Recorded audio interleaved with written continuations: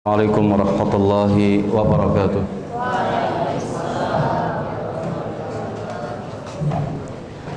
Innal hamdalillah nahmaduhu wa nasta'inuhu wa nastaghfiruh wa na'udzu billahi min shururi anfusina wa sayyiati a'malina. Man yahdihillahu fala mudilla lahu wa man yudlil fala hadiya lahu. Asyhadu an la ilaha illallah wahdahu la syarika lahu wa asyhadu anna Muhammadan abduhu wa rasuluh.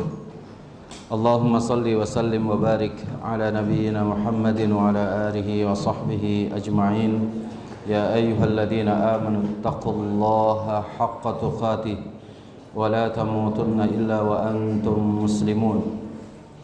Ya ayyuhan nasu taqu rabbakumul ladzi khalaqakum min nafsin wahidah wa khalaqa minha zawjaha wa batha minhuma rijalan katsiran wa nisaa wattaqullaha alladzi tasaaluna bihi wal arham innallaha kana 'alaikum raqiba. Ya ayyuhalladzina amanu taqullaha wa qulu qawlan sadida yuslih lakum a'malakum wa yaghfir lakum dhunubakum wa may yuti'illaha wa rasulahu faqad faza fawzan 'azima. Amma ba'd.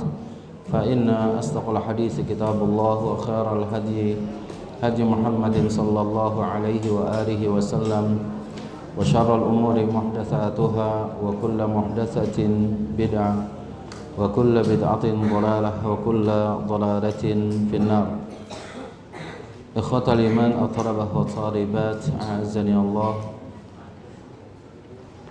Kita bersyukur kepada Allah Jalla wa'ala, di malam hari ini kita diberikan kembali kesempatan oleh Allah untuk melanjutkan pembahasan kita dari kitab Riyadhus Shalihin min kalami sayyidi al-mursalin Rasulina Muhammad sallallahu alaihi wa alihi wasallam, karya al-Imam Abu Zakaria Yahya ibn Sharaf An-Nawawi rahimahullahu tabaraka wa ta'ala. Dan kita akan mengakhiri di pembahasan dari bab as-sidqu, yaitu hadis yang ke-59 dari urutan awal atau hadis yang ke-6 di bab tentang kejujuran ini. Kita akan bacakan hadisnya. Bismillahirrahmanirrahim. An Abi Khalid Hakim ibni Hizam. Abu Khalid Hakim ibni Hizam radhiyallahu anhu qala Rasulullah sallallahu alaihi wasallam al-bay'ani bil khiyari ma lam yatafarraqa fa in sadaqa wa bayyana burika lahuma fi bay'ihima wa in katama wa kadhaba ma muhiqat barakatu bay'ihima. Muttafaqun alaih. Sudah ketemu hadisnya antum? Kelas ya. Baik.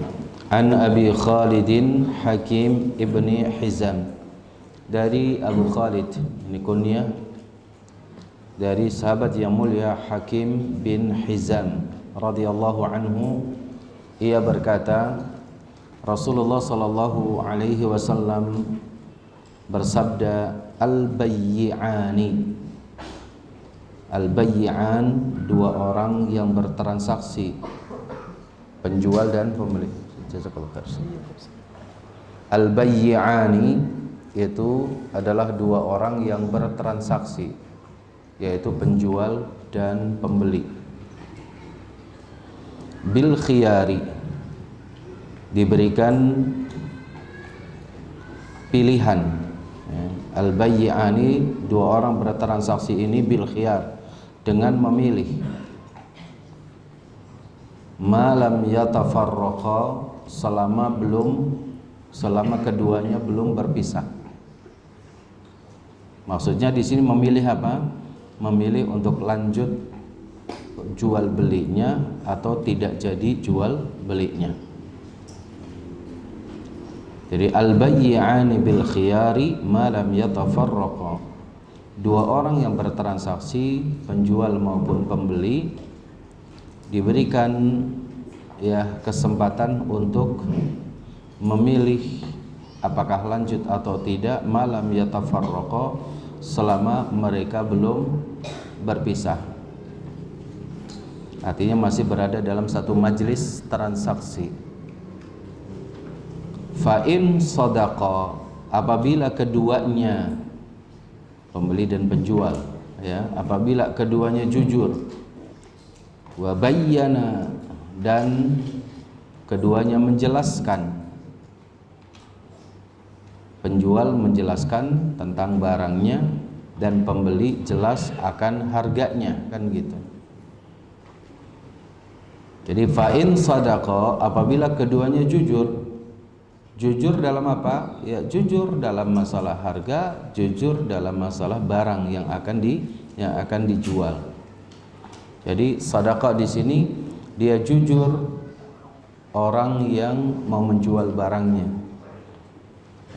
Kemudian bagi si pembeli juga dia jujur dengan harganya yang akan dia beli. Jangan sampai misalkan si penjual ini nggak tahu harga, misalkan tentang kenaikan barang, tentang apa, kemudian si pembeli ini dia tidak jujur dengan harga tersebut. Nanti akan kita jelaskan kenapa seorang pembeli juga itu harus jujur dengan harganya, ya. Wa bayyana, dan keduanya menjelaskan. Ya, keduanya menjelaskan apa? Menjelaskan barang yang akan diperjualbelikan dan juga menjelaskan tentang harga pastinya, ya, harga yang disepakatinya. Kalau itu jujur dan menjelaskan kedua-duanya apa? Burika lahuma fi bai'ihima, diberkahi bagi keduanya dalam transaksi jual belinya, ya. Burika lahuma fi bai'ihima, yaitu diberkahi bagi keduanya dalam jual beli keduanya. Tapi wa in katama, dan apabila keduanya menyembunyikan, ya, menyembunyikan akan jenis barang, ya, ada cacatnya atau tidak, dia sembunyikan tuh, ya. Juga permasalahan harga. Wa kadzaba, dan keduanya berbohong, ya, berbohong tentang kebenaran dari barang yang ada, padahal dia ada cacatnya tapi dia berbohong. Ini bagus, ini dan yang lainnya, harganya juga sama, dia berbohong. Maka apa? Ya, jadi wa in katama wa kadzaba ma muhiqat barakatu bai'ihima, maka hilanglah keberkahan dari jual beli mereka, ya. Jadi hilang keberkahan. Taib. Ya, hadis ini diriwayatkan oleh Imam Bukhari dan juga Al-Imam Muslim. Nah, ikhwatul iman a'azzani Allah, berkaitan dengan al-bayyi'an, dua orang yang bertransaksi, kita tahu bahwa setiap kita di dunia ini pasti semua kita mengalami apa yang disebut dengan jual beli, dan semuanya barangkali kita pernah bertransaksi. Kita semuanya di dunia ini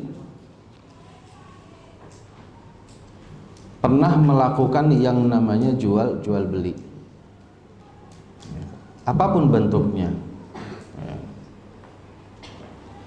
Nah, di sini bahwa Islam bagian daripada syariatnya yang sempurna, Islam syariatnya yang agung, syariatnya yang suci, mengatur permasalahan jual beli itu tidak sembarangan dalam perkara jual beli.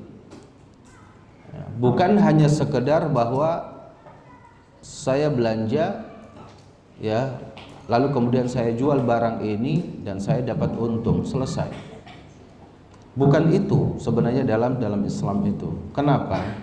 Karena antum kalau bertransaksi jual beli itu sebenarnya itu hanya sarana saja. Karena sebenarnya rizki itu sudah ada, antum jual beli atau tidak, rizki itu sudah Allah tetapkan, sudah Allah tentukan untuk kita. Apa yang itu menjadi bagian daripada rizki kita pasti akan sampai, dan apa yang tidak menjadi rizki bagi kita, meskipun itu sudah ada di hadapan mata, itu nggak bakalan sampai. Ya, jadi orang yang berjual beli itu harus menjadikan transaksi jual belinya itu dalam rangka juga ya menegakkan syariat agama Allah Jalla wa'ala, dan itu bernilai ibadah ya. Kalau kita dalam bertransaksi jual beli itu dalam rangka menegakkan syariat agama Allah. Karena Allah itu salah satu syariat yang Allah tetapkan kepada kita itu adalah ada bab muamalah, berinteraksi sesama kita. Ya, dulu ya transaksi jual beli itu macam-macam. Sistemnya juga macam-macam. Ya, ada sistem barter misalkan gitu ya, sistem barter yang dulu di zaman Nabiullah Ismail masih bayi atau masih kecil, ibunda beliau Hajar ya itu bertransaksi, tukar menukar barang, di mana Hajar pada saat itu dia memiliki sumber air yaitu Zam-Zam ya, yang Allah berikan kepada Hajar dan juga putranya Ismail. Lalu kemudian Bani Jurhum ya, Bani Jurhum suku nomaden di Jazirah Arab yang sering berpindah-pindah dari satu tempat ke tempat yang lain. Mereka punya makanan tapi tidak punya minuman. Lalu ketika Bani Jurhum dia datang ya ke Hajar dan dia mengatakan bahwa kami butuh minum, kami butuh air minum yang Anda punya.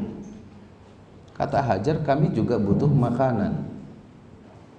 Kita sepakati saja untuk makanan yang kalian kasih kepada kami akan berikan air sekian liternya misalkan. Nah, itulah terjadi karena transaksi itu kan bagian daripada sebuah tukar menukar.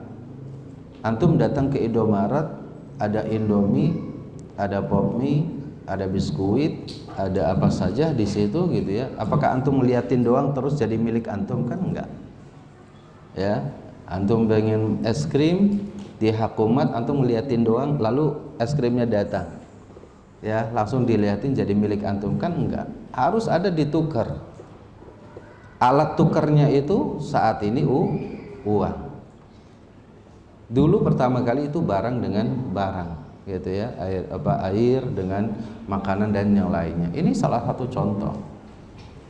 Dan di situ ada kesepakatan ya. Dan kesepakatannya itu jelas. Di mana kata Hajar ya, beliau mengatakan bahwa untuk makanan yang kamu berikan kepada saya hari ini sekian, kita sepakati akan saya kasih air minum itu sekian. Jadi jelas tidak ada kebohongan di situ. Silakan ambil air minum sendiri dan sini barang makanan yang akan kamu berikan. Ada juga jenis transaksi yang lain, misalkan seperti yang saat ini adalah sistem konsinyasi misalkan ya. Itu juga ada. Ya, barang boleh ditaruh di toko kita dulu. Ya, dia katakan barang ini harganya 1.000, tapi saya ngambil 900 untuk toko 100. Kalau laku ya 2 ya, berarti uang yang akan dia terima itu 1.800, 200 untuk toko. Barang yang nggak kejual ditarik lagi, kan begitu. Nah, itu juga jelas kesepakatannya antara seorang pembeli dan penjual. Nah, ikhwatal iman a'azzani Allah, saat ini penjual dan pembeli itu banyak yang tidak berkah. dalam transaksi jual belinya. Kenapa? Karena tidak jujur. Tidak jujur. Apalagi saya mengingatkan kepada antum yang bisnis online misalkan, tadi ikhwan ataupun di akhwat. Karena tahun ini kenaikan bisnis online di Hamalatul Quran itu naik 100%. Ya, jadi langsung melejit tuh. Grafiknya itu langsung tinggi karena setiap hari itu sampai ya jasa kirim itu pasti setiap hari ada tuh. Setiap hari itu. Apa iya antum dikirimin setiap hari makanan dari orang tua? Kan enggak. Saya lihat fulan, saya liatin apa nih, kecil banget gitu ya.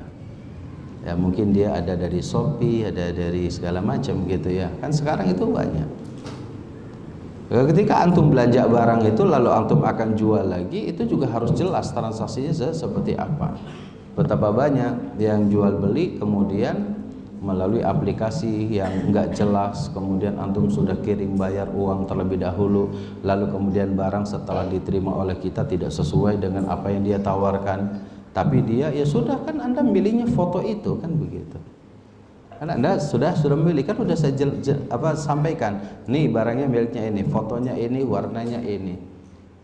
Ternyata biru yang ada di warna situ itu tidak biru yang pada saat barangnya diterima, misalkan banyak tuh kayak gitu. Coklat yang kita harapkan ada di kita ya, warna coklat yang ada ternyata itu kok jadi warna kehitaman misalkan, kok jadi beda. Ya, pencahayaan, foto segala macamnya. Nah, ini antum harus berhati-hati. Nah, bagaimana cara antum berhati-hati dalam soal bisnis online ini? Antum sebagai penjual berikan kepada pembeli itu khiyar. Berikan kepada pembeli itu khiyar. Ana khawatir antum sesama santri atau apa gitu ya, antum melakukan sebuah bisnis itu tapi kemudian antum hanya mengejar keuntungan tapi tidak diberkahi Allah Jalla wa ala, wal iyad billah. Ya, jadi jangan hanya sekedar itu. Antum berikan apa? Al-bayyi'ani bil khiyar. Dua orang yang bertransaksi itu harus diberikan khiyar, waktu untuk memilih. Kalau antum belanja di Indomaret kan gampang, karena apa? Barangnya ada di situ, penjualnya ada di dekat situ, antum datang uangnya ada, kan gitu. Maka disitulah hadis itu yang disebut dengan khiyarul majlis, di mana antum berada masih di dalam satu majlis. Ya, antum mau beli misalkan coklat ya, coklat ya, yang antum beli itu KitKat misalkan ya, tapi ternyata ada produk namanya CatKit dibalik ya, itu kan misalkan bisa saja begitu ya kan. Apakah itu pemalsuan? Tidak. Antum dari rumah itu KitKat kan udah diingat gitu. Nyampe sana CatKit gitu. Nah, pas dibeli matanya udah langsung CatKit. Ah, ini nih gitu. Pas dibawa antum ke rumah, kasih tahu, ini apaan? Ya kan? Waktu antum beli ambil barang tersebut, CatKitnya tersebut antum bayar gitu ya. Antum bayar, itu kan masih dalam satu majelis. Antum pulang ke rumah diingatkan sama orang tua, KitKat bukan CatKit. Antum bayangkan tuh. Terus antum balikin lagi ke sana, terima enggak? Enggak terima. Kenapa? Karena itu sudah keluar dari khiyarul majlis. Faham antum? Ya kan? Antum hati-hati di situ. Merek jam itu ada Citizen, ya, atau Citizen. Saya nggak bisa bacanya. Entah Citizen atau Citizen. Ya, itu ada tuh, ya kan, jam tangan itu. Tapi ada yang nomor 2-nya Citizen. Dan saya mengalami, saya tertipu dengan ini, ya kan, saya tertipu. Yang asli kan itu, gitu ya. Merek celana Levi, S, Levi's. Itu Levi S, Levi's. Antum bawa tuh, udah Levi's nih, bagus gitu kan, nyampe rumah beda. Nggak bisa kalau antum sudah ini balik lagi ke sana ke tokonya, saya tuh maunya Levi's. Kenapa antum ngambil itu? Kalau sudah khiyarul majlis itu sudah selesai di situ. Tapi kalau antum online, pertama antum harus berikan kesempatan dia untuk melihat barang langsung. Karena di foto itu, foto kadang-kadang tidak sesuai dengan aslinya. Fotonya kurang ganteng, pas lihat aslinya lebih ganteng dari fotonya. Ada begitu. Ya. Fotonya tidak cantik, pas lihat itu cantik. Tasnya maksudnya. Ya, tasnya, ya. Antum ini udah apa gitu ya. Gitu. Ya. Foto itu tidak selalu sesuai dengan aslinya. Enggak selalu sesuai dengan aslinya. Maka kalau antum itu bisnis online, kita kasih tahu, Afwan, antum mau beli barang yang ana tawarkan? Na'am Ustaz. Baik. Antum sudah melihat fotonya, gambarnya, barang yang di foto tersebut? Sudah Ustaz. Warnanya udah cocok? Taib Ustaz, ana udah cocok. Baik. Ana kasih waktu antum ya. Kalau barang ini sudah sampai di tangan antum, ana kasih waktu 2 hari. Antum coba lihat dulu barang itu, warnanya cocok atau tidak. Nah, kan begitu ya. Kalau barang antum udah cocok dengan mereknya, warnanya, dan lain-lain, baru antum bayar.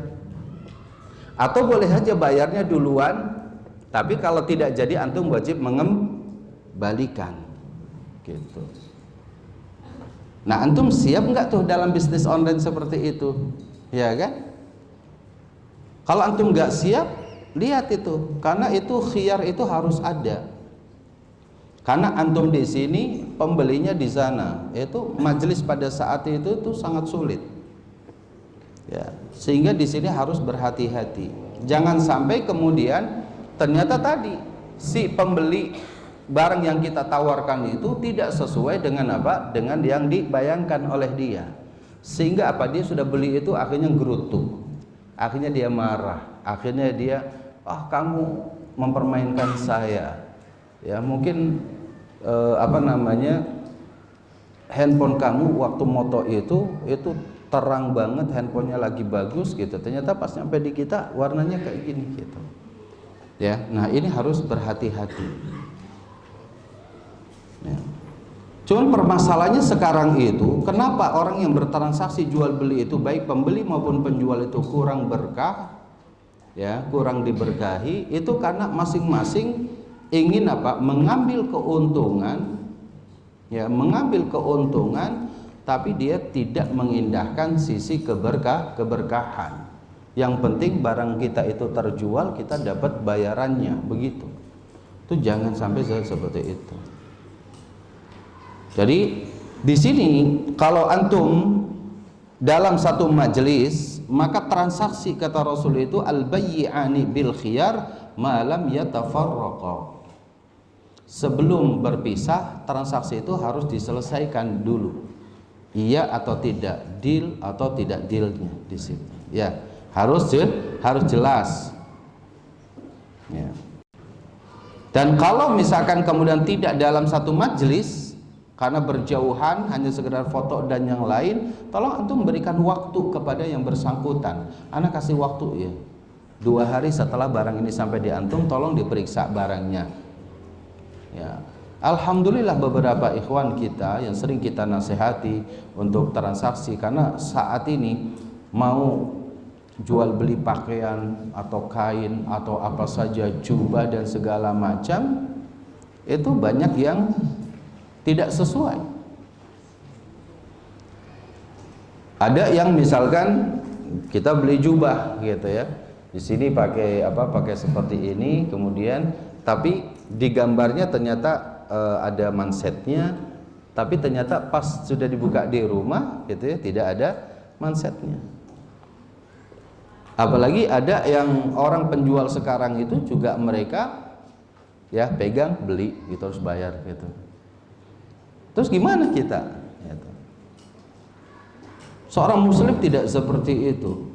Rasulullah Shallallahu Alaihi Wasallam sekali lagi kalau mau membeli atau menjual, beliau bermudah-mudah, tidak mempersulit. Karena Dari transaksi jual beli itu yang diinginkan itu adalah keberkahannya, bukan sekedar keuntungannya.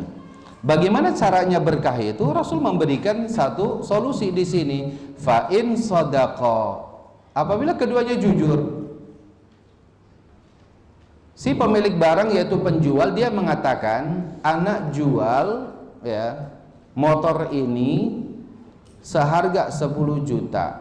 Di pasaran Ustadz ini 12 juta. Saya jual 10 juta. Kenapa? Karena motor ini terus terang saya pernah jatuh. Ya kan? Catnya ada yang lecet. Ya, kemudian warnanya juga ada yang ana tutupi pakai solatip atau pakai lakban misalkan. Bahkan motor ini pernah ngelewatin banjir yang setengah motor kelelep gitu kan. Nah, itu dijelaskan tuh. Sehingga anak jual ke antum 10 juta. Terus si pembelinya juga harus jujur.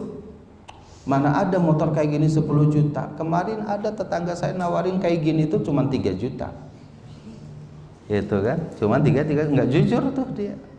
Apalagi yang menjual itu sedang BU, butuh uang, ya kan?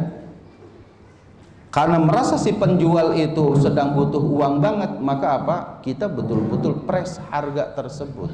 Nggak boleh. Ya, apalagi dia muslim, nggak boleh. Pasaran saja, ya kan? Jadi kalau misalkan menawarnya itu masih apa namanya? Masih wajar ya, misalkan. Kan sekarang itu pembanding harga itu banyak. Itu. Kalau misalkan pembanding harga beda, misalkan 100, 200 sampai 500 ribu, yang satu di wilayah ini, satu wilayah ini, maka bolehlah misalkan motor letter B dengan letter T tentunya berbeda, ya kan? Bagi orang yang berada di wilayah Kerawang atau di wilayah Purwakarta, letter T itu bisa lebih mahal daripada dia yang letter B. Kalau si pembelinya itu orang yang tinggalnya, domisilinya, KTP-nya itu T, dia Kerawang atau ini. Tapi bagi orang yang tinggalnya di Jakarta, letter T antum jual di Jakarta pasti akan jatuh, kan begitu. Jadi antum harus bisa juga di sini. Nah, inilah harus ada kejujuran. Kejujuran bagi seorang penjual dan kejujuran bagi seorang pembeli. Penjual harus jujur dengan apa? Dengan barang yang akan dijualnya. Kalau ada cacat, ada aibnya, ada apa, itu jelaskan. Bayyana, dijelaskan. Begitu juga orang yang membelinya. Orang membelinya juga harus jelas. Saya beli 10 juta ini cash. Atau saya beli 10 juta ini DP-nya 1 juta, 9 jutanya kalau motor udah nyampe rumah, kan gitu. Jadi jelas tuh. Atau saya akan membeli ini dengan harga 10 juta, sudah deal dengan harga tersebut, tapi antum bawa ke rumah COD, ya kan? Yang sekarang itu istilahnya. Barang sudah nyampe di rumah baru saya bayar. Jadi jelas, tidak ada ghumud. Tidak ada sesuatu yang tidak ada kejelasan. Semuanya harus jelas. Transaksi yang seperti itu akan melahirkan apa? Kata Rasul, burika lahuma fi bai'ihima. Maka akan diberkahi bagi keduanya. Bagi keduanya dalam transaksi jual beli mereka. Dan kebalikannya, kalau keduanya itu menyembunyikan cacatnya, ya, jual beras misalkan, bagian di atas itu jual beras itu putih bersih, masya Allah gitu ya, karena beras itu 50 kilo itu tinggi, separohnya itu beras yang kualitasnya bagus, separoh di bawahnya itu kualitasnya itu jelek. Tangan orang itu kalau masuk ke beras itu nggak mungkin sampai ke bawah, mungkin sampai pertengahan, kan begitu. Kita katakan ini beras dari atas sampai bawahnya bagus enggak? Oh bagus, lihat aja orang di atasnya bagus, kata dia gitu. Padahal bisa saja yang di bawah itu apa? Itu yang jelek gitu. Antum kalau lihat orang transaksi beras di pondok di apa tuh namanya? Di pasar Cipinang, ngeri antum kalau lihat itu. Ya. Kalau antum melihat nih di pasar beras, janganlah jauh-jauh lah. Antum misalkan ke apa namanya? Ke Johar ya, pasar beras Johar tuh. Itu ngeri. Putihnya beras itu tidak selalu memang putih berasnya. tapi karena memang ada pemutihnya. Ada apa pemutihnya? Wangi pandan itu bukan wangi betul-betul dari beras pandan wanginya, bukan. Tapi karena apa? Karena disemprot dengan apa? Cairan putih yang memang itu baunya bau pandan. Jadi ketika beras yang jelek tuh, ya misalkan 3 karung beras yang jelek, beras yang bagusnya 1 karung dicampur, jadi dioplos, ya. Ketika dioplos itu diaurin ke atas begini, tapi sambil disemprot. Yang satu menyemprot warna putih, disemprotin, gitu kayak semprot orang mau nyetrika tuh, gitu ya. Yang satunya lagi itu pewanginya. Gimana antum caranya tahu bahwa itu beras itu ada kebohongan yang pernah dilakukan oleh mereka kepada kita misalkan? Bagaimana cara tahu? Antum masak, dicuci. Ketika antum cuci ternyata putih banget itu kan biasa kalau dicuci kan putih gitu. Putihnya keluar semua, lalu baunya hilang. Nah, ini berarti palsu semua tuh. Dan itu rata-rata penjual beras itu seperti itu. Maka kita lihat berkah atau tidak berkahnya itu sangat terlihat. Karena apa? Karena itu katama, mereka menyembunyikan. Ya, menyembunyikan. Dan berbohong.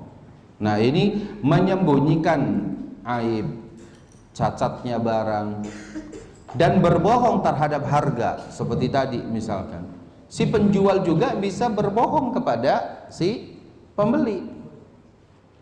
Kita bilang misalkan bahwa jubah ini harganya misalkan ya, jubah ini misalkan harganya 300.000. Lalu kemudian padahal kita lihat di tempat lain itu dengan jubah yang sama, merek yang sama, warna sama, ukuran sama, itu harganya 150.000. Berarti 50%. Lalu kita datang ke toko ini. Setelah datang ke toko ini, apa kata penjualnya? Ketika kita nawar, boleh nggak 150.000? Ya, ya. Kalau di tempat lain itu menjual 150.000, itu kan pasti sudah ngambil untung. Sudah ngambil untung, pasti modalnya di bawah itu kan gitu. Nah, tapi dia mengatakan bahwa modal saya nggak cukup. Modalnya saya aja itu 270.000 kata dia. Saya cuma ngambil untung 30.000. 30.000 itu ongkos saya, capeknya saya, kata dia gitu kan. Itu disebutin satu persatu, padahal dia bohong. Padahal dia berbohong. Nah, itu yang nggak boleh.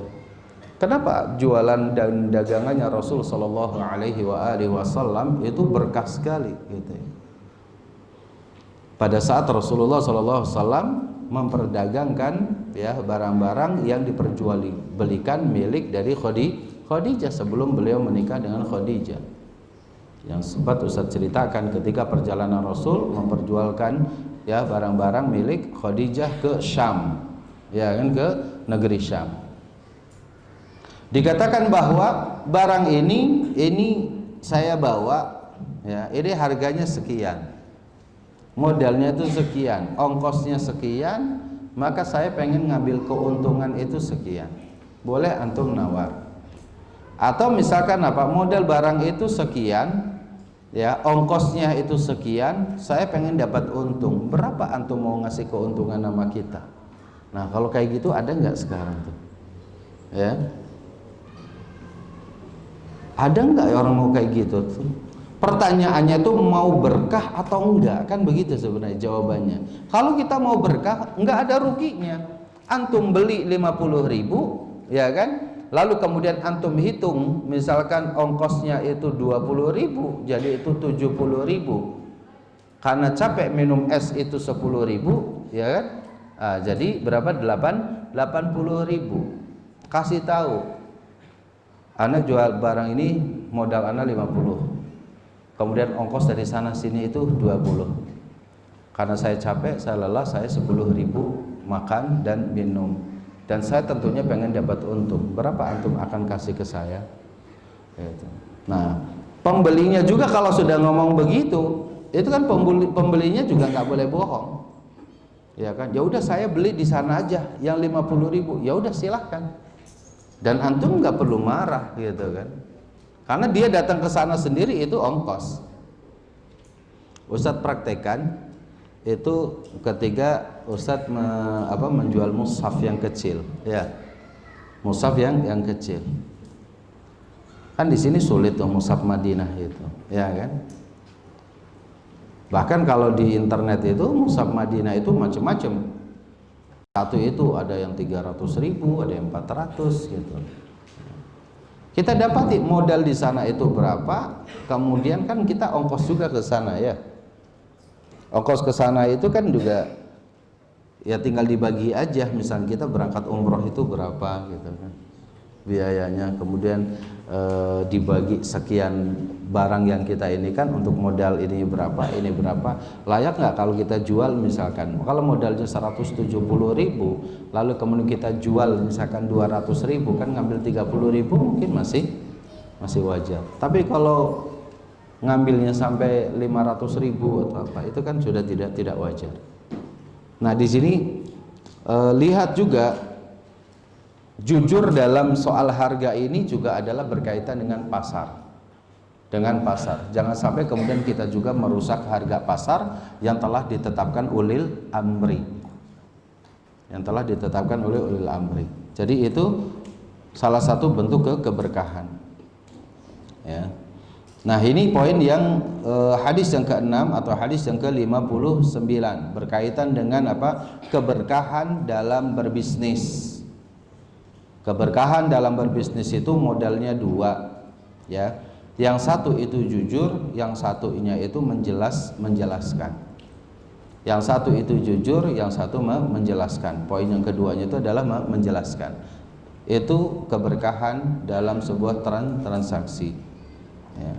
Dan seluruh transaksi itu diusahakan ada khiyarnya, ada berikan kesempatan waktu untuk memilih lanjut untuk bertransaksi atau tidak lanjut, jadi beli atau tidak jadi jual atau tidak jadi. Nah ini juga harus difahami oleh kita. Termasuk di situ adalah kejujuran dalam menjual barang yang sudah ditawar oleh orang lain dan masih dalam transaksi. Itu atau nggak boleh ini, harus hati-hati.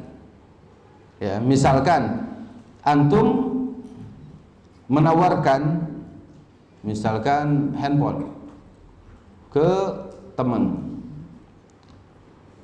Penawaran antum 1,2 juta misalkan. Teman berani 1,1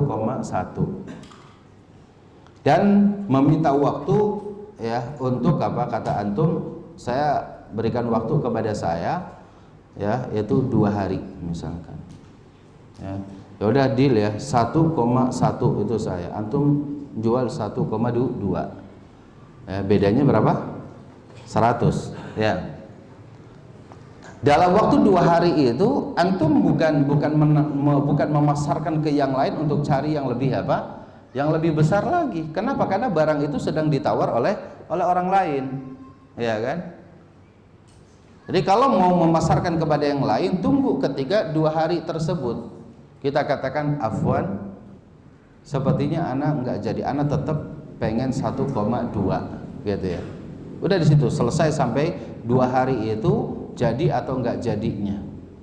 Nah barulah setelah itu antum tawarkan ke yang lain. Itu namanya jual beli. Jadi bukan hanya sekedar pengen dapatkan keuntungan yang besar. Baik. Kita ambil faedah dari hadis ini.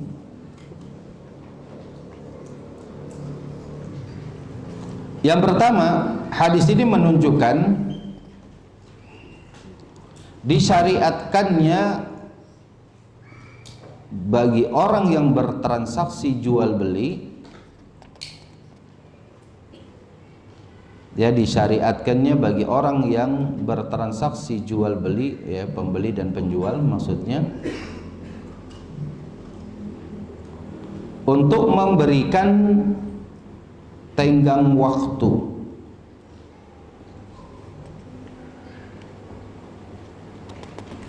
apakah lanjut atau tidak lanjut jual belinya. Itu diberikan tengah waktu, masa untuk memilih. Ya. Taib. Itu faedah yang pertama. Faedah yang kedua,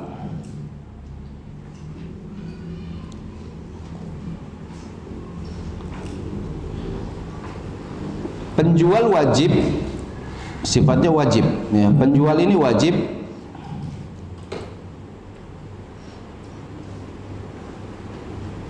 menampakkan atau menjelaskan kecacatan suatu barang yang akan dijual.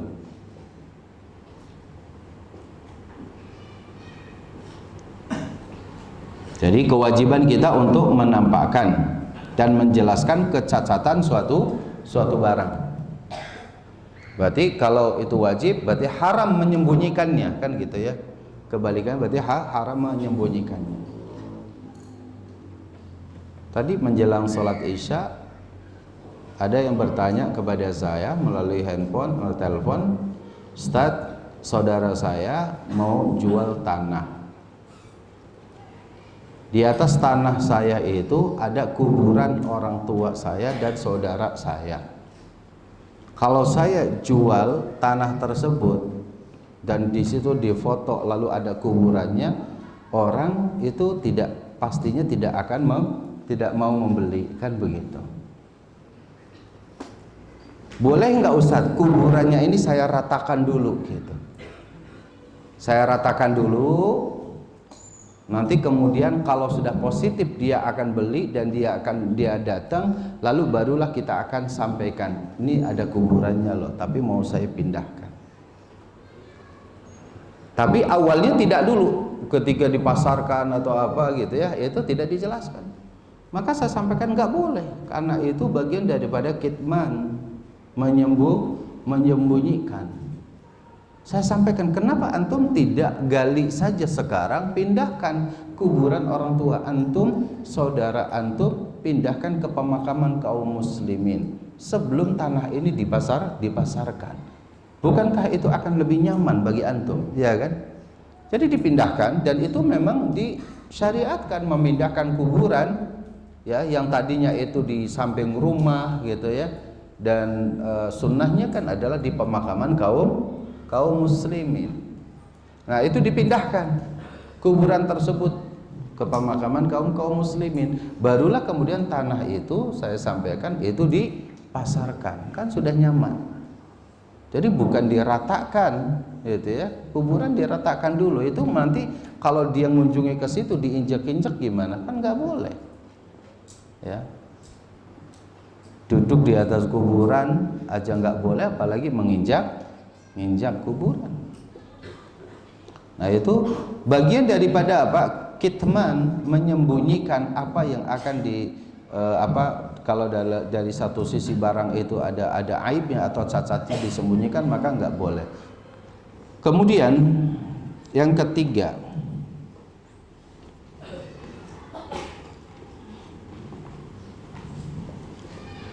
sesuatu yang ada di sisi Allah, ya, sesuatu yang ada di sisi Allah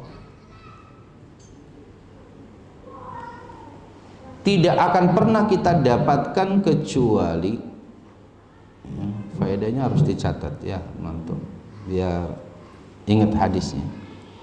Sesuatu yang ada di sisi Allah tidak akan kita dapatkan secara sempurna kecuali dengan amal soleh kita, ya, kecuali dengan amal soleh.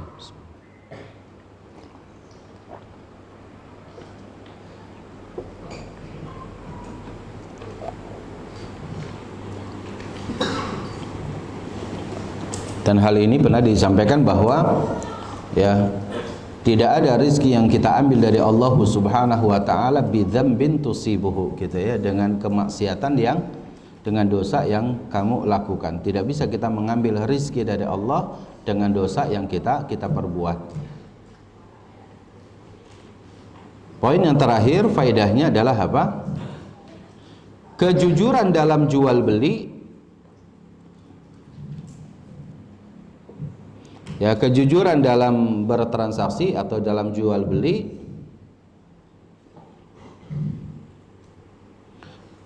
akan menjadi sumber keberkahan dan berkembangnya barang milik kita ataupun produk-produk kita gitu ya. Dan itu masuk dalam kategori berkah. Karena berkah itu ziyadatul khair wa numuwuhu. Berkah itu bertambahnya kebaikan dan kebaikan itu terus berkembang. Nah, itu namanya berkah. Salah satu untuk mendapatkan keberkahan itu adalah jujur dalam bertransaksi, dalam berjual beli. Baik. Kita akan masuk kepada bab yang kelima, yaitu babul muraqabah.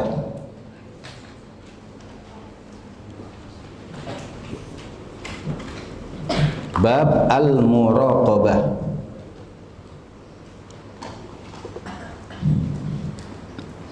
Ya, dari kalimat raqaba yuraqibu, mengawasi. Muraqabah itu merasa diawasi atau pengawasan.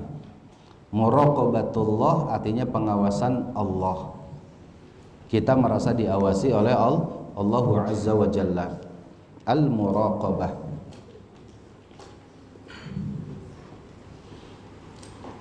Bahwa menjadi satu kewajiban bagi kita semua sebagai seorang muslim yang kita faham akan makna Islam, makna iman dan makna ihsan, maka muraqabatullah itu terlahir dari sikap Islam dan imannya kita.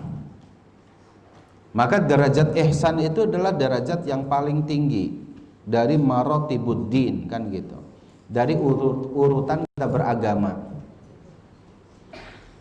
Ya, urutan kita beragama itu pertama Islam.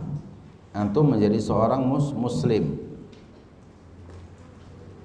Dari orang kafir masuk ke dalam Islam itu cukup mengucapkan dengan lisannya asyhadu an la ilaha illallah wa asyhadu anna muhammadar rasulullah, masuklah dia ke dalam Islam. Dan itu secara zahir lisannya mengucapkan itu. Adapun maksud hati dia berbeda, dia berbohong sebagaimana bohongnya orang-orang munafik, maka itu urusan dia dengan Allah Subhanahu wa taala.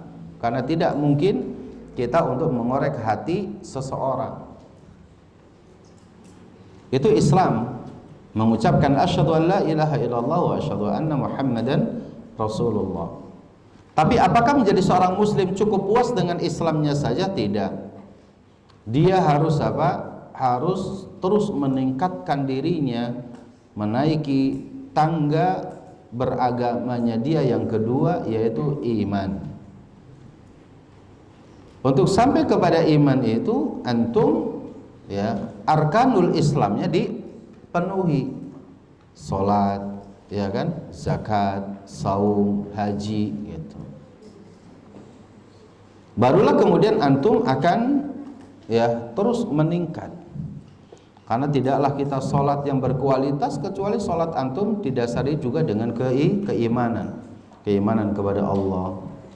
Kan kalau antum sholatnya itu tidak ada keimanan kepada Allah, seperti yang kemarin Ustaz sampaikan, ya, badannya itu di masjid, tapi pikiran dan hatinya di luar masjid. Gitu.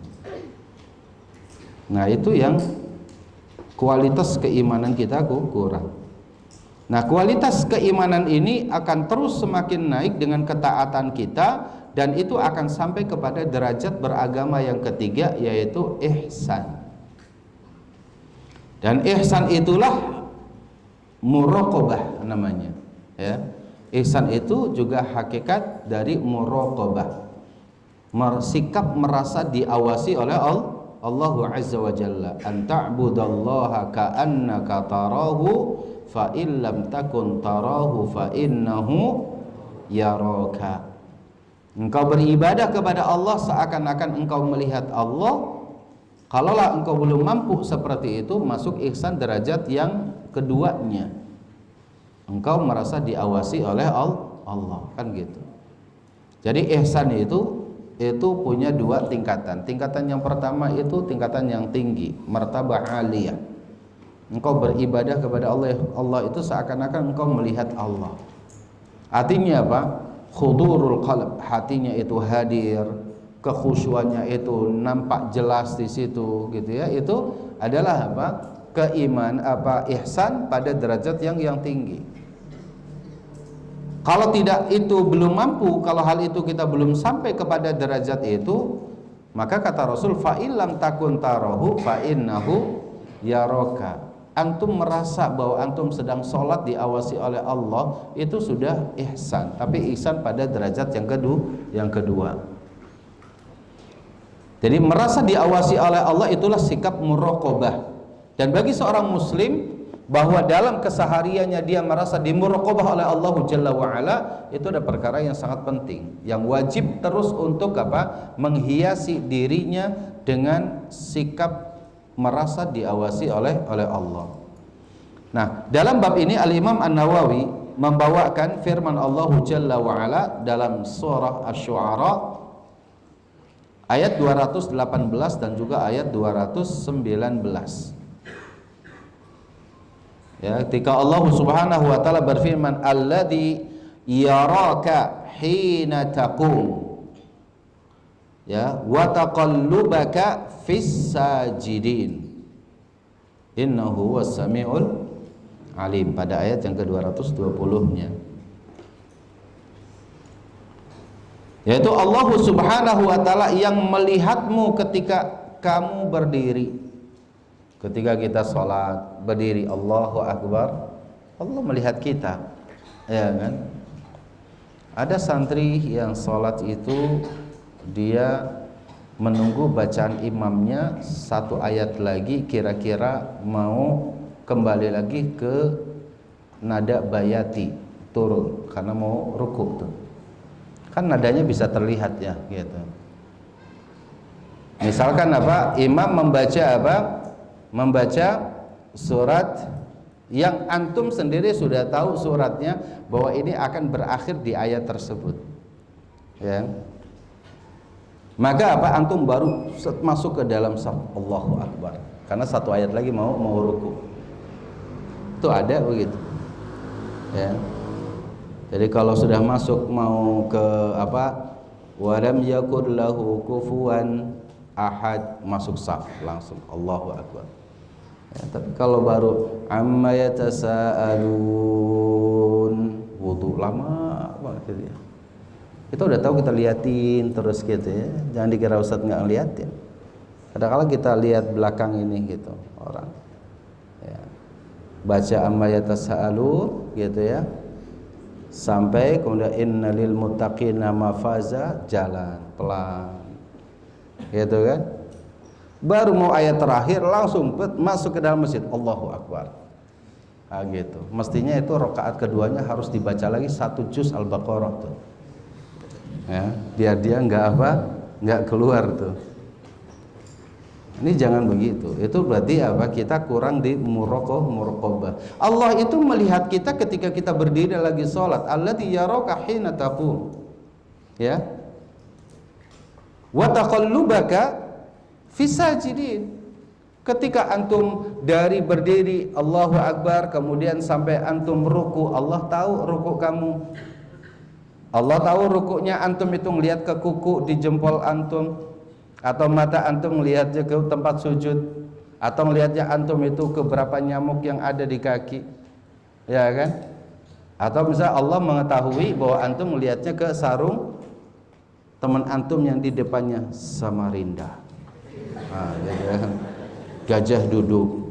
Ini mau sudah Ustaz berulang kali, kalau pakai sarung yang ada mereknya jangan ditaruh paling belakang, ya.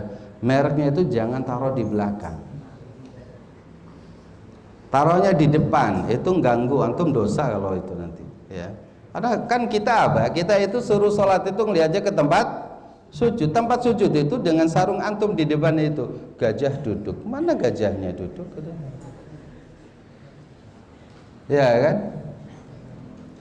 Ini ganggu gitu. Kita lagi khusyuk pengen dengerin imam gitu, yang dilihat itu ya wadimor. Sami Allahu liman hamidah, di sini mereknya nama Muhammad Fulan. Aduh. Beda lagi itu gitu ya. Ada beberapa nama tuh ya di baju-baju antum tuh, Ustaz lihat itu di sini. Tapi gede tulisannya jadi kebaca. Ya. Ya, jadi kayak kebaca tuh. Jadi wa taqallubaka fis sajidin, ketika kita lagi i'tidal, ketika kita lagi sujud, Allah Maha tahu. Maka di akhir ayatnya Allah katakan setelah ayat itu innahu samiul alim. Allah Maha mendengar berbagai macam suara manusia, berbagai macam bahasa. Allah tahu. Ya. Antum membaca Al-Fatihah atau tidak Allah tahu, atau membaca surat atau tidak Allah tahu, atau antum membaca doa atau tidak itu Allah tahu. Allah mendengar zikir antum, Allah mendengar bahasa antum dalam doa, dalam zikir, dalam bacaan-bacaan dalam sholat. Allah Maha tahu. Ya. Antum tidak baca Subhana Rabbiyal Azim 3 kali juga Allah tahu. Ya, antum tidak baca Subhana Rabbiyal A'la juga Allah tahu. Ya. Jadi As-Sami, Allah Maha mendengar. Al-Alim, Allah Maha mengetahui gerak-gerik kita semuanya. Allah Maha mengetahui. Maka di sini dikatakan bahwa Allah Jalla wa Ala ya mengatakan kepada Nabi kita yang mulia sallallahu alaihi wasallam bahwa alladzi yaraka wahai Muhammad, yang Allah itu melihatmu wahai Muhammad hina taqum, ketika engkau berdiri, wa taqallubaka fis sajidin, ketika gerak berubah dari berdiri ke ruku ke sujud, Allah Maha mengetahuinya. Dan ini juga berkaitan dengan kita kaum muslimin sebagai umat-umatnya. Lalu kemudian pada ayat yang kedua, Al-Imam An-Nawawi membawakan surat Al-Hadid ayat 4. Ya, setelah menjelaskan bahwa Allah telah menciptakan langit, Allah telah menciptakan bumi, dan Allah setelah itu naik ke atas arasy-Nya, ya. Kemudian Allah katakan wa huwa ma'akum aina ma kuntum. Ya. Dan dia yaitu Allah Subhanahu wa taala ma'akum, bersama kalian, aina ma kuntum, dimanapun kalian berada. Maknanya bahwa Allah Jalla wa Ala berkaitan di sini ada kalimat ma'a. Wa huwa, dan dialah Allah ma'a, bersama kum kalian, aina ma kuntum, dimanapun kalian berada. Apa yang dimaksudkan dengan kalimat ma'a, bersama? Apakah bersama yang dimaksudkan itu Allah masuk ke dalam masuk ke dalam jiwa kita, sehingga kita kemana-mana Allah juga bersama jiwa kita, begitu? Ya, perhatikan di sini. Karena salah memahami ayat ini, antum bisa akan terjebak kepada perbuatan yang karenanya Al-Hallaj itu dibunuh, karenanya Syekh Siti Jenar itu dibunuh, ya, dihukum mati oleh para wali songo dalam riwayatnya. Kenapa? Karena salah memahami ayat ini, yaitu bahwa wa huwa ma'akum aina ma kuntum, bahwa dialah Allah bersama kalian. Dan dimaksudkan bersama di sini, mereka memahami ma'iyyatun fidzat, kebersamaan Allah itu zat Allah menyatu dalam diri kita. Ya. Sebagaimana para sufi memahami ini, dan itu adalah tidak sesuai dengan pemahaman dan akidah Ahlus Sunnah wal Jamaah. Bahwa yang dimaksud ma'a di sini, dan ini bukan takwil. Kalimat ma'a yang artinya bersama di sini adalah pertama ma'iyyatun fil ilmi, dan yang kedua ma'iyyatun fil ittila'i. Kebersamaan Allah dalam ilmunya. Maknanya adalah Allah selalu mengikuti, ya, ilmu dengan ilmunya Allah itu terus Allah maha mengilmui kita semua dimanapun kita berada. Sama seperti misalkan gini, kalau antum berjalan di malam bulan purnama, ya, antum kita katakan coba antum lihat ke atas langit, lalu kemudian apa? Antum berada di sini, yaitu di masjid. Lalu kemudian apa? Antum ke asrama. Tapi antum sambil ngelihatnya ke atas. Itu seakan-akan bulan itu ngikuti antum, terus jalan gitu. Terus setelah itu antum dijemput sama orang tua pulang ke kampung misalnya Surabaya. Naik mobil, sepanjang jalan naik mobil itu ngeliatin bulan purnama. Kok di Surabaya juga bulan ngikuti kita juga. Lalu kemudian antum mengatakan, ya, dalam perkataan antum bahwa perjalananku, ya, aku lalui bersama bulan purnama. Paham sih itu? Perjalananku malam hari ini itu ditemani bersama bulan purnama. Apakah makna bulan di situ itu bulan itu masuk ke dalam mobil antum terus jalan? Kan enggak. Berarti apa? Di situ bukan ma'iyah itu tidak selalu menyatu dengan zat. Ya. Artinya ilmunya Allah Subhanahu wa taala mengetahui dimanapun kita berada. Dalam keadaan apapun, dalam keadaan kita berdiri, dalam keadaan kita duduk, dalam keadaan kita tidur, dalam keadaan kita sendiri, dalam keadaan kita ramai, Allah tahu tentang kita. Wa fi sakanatiha wa harakatiha, dalam apa? Diamnya kita maupun gerak-geriknya kita, Allah Maha mengetahuinya. Dan Allah yaitu ma'iyya fil ittila, artinya Allah terus menelusuri kita itu dimanapun kita berada. Maka jangan dikira bahwa ketika antum sendiri tersesat di tengah hutan lalu kemudian Allah tidak mengetahuinya. Allah tahu. Ketika antum terhempas dari apa, ya, terhempas misalkan dari perahu antum lalu terbawa oleh ombak seorang diri di tengah lautan, Allah Maha tahu. Atau antum seorang diri pulang dari sini misalkan ke mana tuh, ke Kalimantan, ke Sulawesi, yang naik kapal 3 hari 3 malam, nggak ada teman, nggak ada apa gitu. Dikiranya Allah nggak tahu bahwa itu antum sedang ada di situ. Tahu, Allah Maha tahu dari situ. Inilah namanya apa? Ma'iyatullah. Ketika antum merasa bahwa aina ma kunta, ya, wa huwa ma'aka gitu, ya, dimanapun anda berada bahwa dialah Allah bersamamu, itu namanya muraqabah. Itu namanya muraqabah. Nah, ini perasaan seperti ini sangat penting dimiliki oleh kita bagi seorang muslim. Bukan ma'iyatullah fi dzat, bukan kebersamaan Allah dalam zatnya, sebagaimana orang sufi mengatakan kalau saya sedang pakai jubah kebesaran saya, maka Allah itu sedang bersama saya. Jadi kalau antum panggil Ustadz Fulan padahal lagi pakai jubah itu, maka dia nggak bakalan nengok. Ya. Kenapa? Karena seakan-akan bahwa Allah itu berada di dalam jubahnya, sebagaimana yang pernah diyakini oleh seorang tokoh sufi, dipanggil oleh muridnya, ya imam, wahai syekh, ya, dipanggil dari belakang, nggak nengok-nengok, terus diikuti, sampai akhirnya apa? Dipanggil berulang kali sama muridnya, itu nggak mau nengok, sampai dicegat di depannya. Kan mestinya nggak boleh, ya, berjalan antum di depan orang tua antum, berjalan antum di depan guru, itu nggak boleh. Adabnya itu berjalan, kalau ada guru itu antum berjalannya di belakangnya, ada orang tua jalan antum berada di belakangnya, ya, itu adabnya. Tapi ini sangat terpaksa, muridnya itu nyetop, ya, nyetop. Syekh, kata begitu, saya tetap aja jalan. Syekh kata tetap aja dia jalan, ya. Kenapa enggak dinikah? Jangan panggil saya Syekh, panggil saya Allah. Nah, panggil saya Allah gitu kan. Loh, kenapa? Kan terheran, muridnya akhirnya diam. Sampailah kemudian di majelis. Di majelis itu jubahnya kemudian karena panas, ya, itu jubahnya dilepas. Muridnya yang tadi takut dia ditolak lagi, maka mengatakan, Allah mau nanya gitu.